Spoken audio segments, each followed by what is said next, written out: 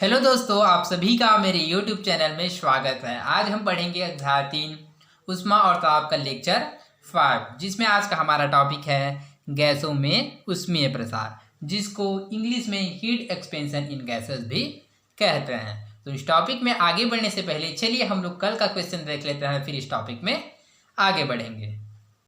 तो हमारा आज का क्वेश्चन है क्रियाकलाप 5 छल्ला और कील।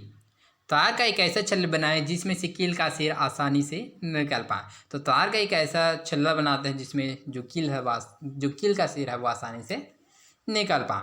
अब कील के सिरे को मोमबत्ती से गर्म करें। अब जो कील रहा है उसको मोमबत्ती के द्वारा गर्म करते हैं। जैसे कि आप लोग चित्र 11 में देख सकते हैं, ठोस पदार्थ में आयतन प्रसार। इसमें क्या दिखाया गया है कि जो मोमबत्ती के द्वारा उस कील को गर्म किया जा रहा है। क्या आप तार के छल्ले को कील के सिर पर से निकाल पाते हैं?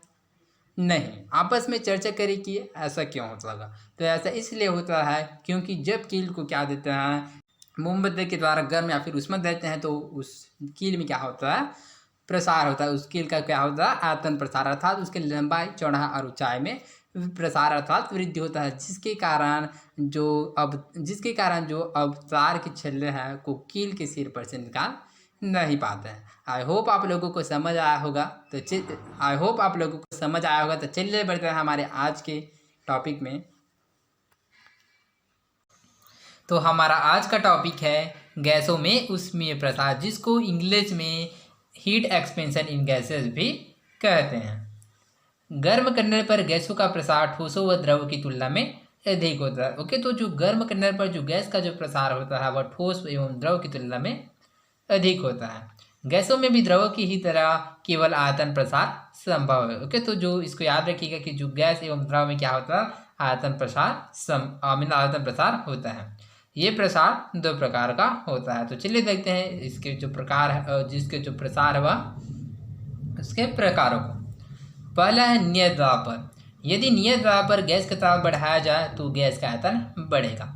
ओके, तो नियत मीन्स या नियत का अर्थ क्या होता है, निश्चित या फिर क्या है, जिसको आप इंग्लिश में कांस्टेंट भी पढ़े होंगे। ओके, तो क्या होता है, निश्चित दाब पर गैस का ताप बढ़ाया जाए तो गैस का आयतन बढ़ेगा। तो क्या है, निश्चित दाब पर गैस का जब ताप बढ़ाया जाता है तो गैस का आयतन वह बढ़ता है।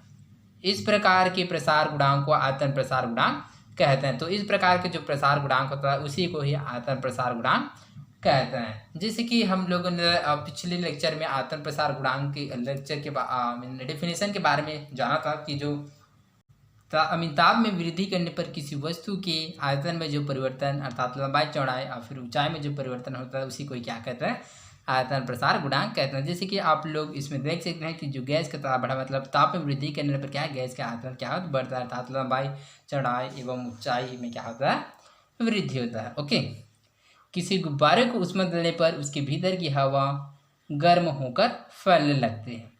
ओके, तो किसी भी गुब्बारे को क्या है, ऊष्मा देते हैं तो उसके भीतर की हवा क्या होता है, गर्म होकर फैलने लगता है।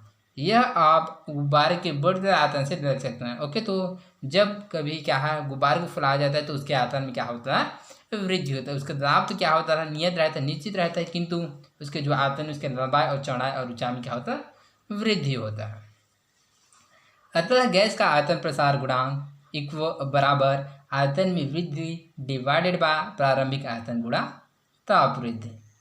तो अर्थात gamma P equal del V divided by V del T. Okay, तो यहाँ पर क्या है, पी, तो यहाँ पर पी लिखा गया। तो पी का मतलब क्या होता है, तो पी का मतलब होता है प्रेशर। ओके, जैसे कि यहाँ नियत दाब पर। ओके, तो ये वाई पी किसको दर्शाता है, नियत दाब पर को दर्शाता है। तो अर्थात Y P equal del V divided by V del T. दूसरा है नियत आयतन पर। ओके, तो चलिए देखते हैं निश्चित आयतन पर। जब नियत आयतन पर गैस का दाब बढ़ाया जाए तो गैस का दाब बढ़ता रहता है। ओके, तो क्या है, निश्चित आयतन पर जब गैस का दाब का है को क्या है, बढ़ाया जाता है तो गैस का दाब बढ़ता जाता है या बढ़ता रहता है। इस प्रकार के प्रसार गुणांक को दाब प्रसार गुणांक कहते हैं, और जो इस प्रकार के जो प्रसार होता है उसको दाब प्रसार गुणांक कहते हैं। जैसे कि आपने कुकर में देखा होगा, गर्म करने पर कुकर की सीटी बजती है और सीटी में से भाप निकलती है। ओके, तो जैसे कुकर में तो क्या है, कुकर में क्या है, जब कुकर को क्या होता है, गर्म किया जाता है तो गर्म करने पर जो कुकर क्या होता है उसमें सीटी बजती है, जिसके कारण जो सीटी में से भाप निकलती है। यह इसलिए होता है क्योंकि नियत आयतन पर कुकर के अंदर दाब बढ़ता जाता है। यह इसलिए होता है क्योंकि उसका जो आयतन वह फिक्स है, जिसके कारण उसके जो अंदर के जो दाब वह बढ़ता जाता है। यह इस कारण से होता है।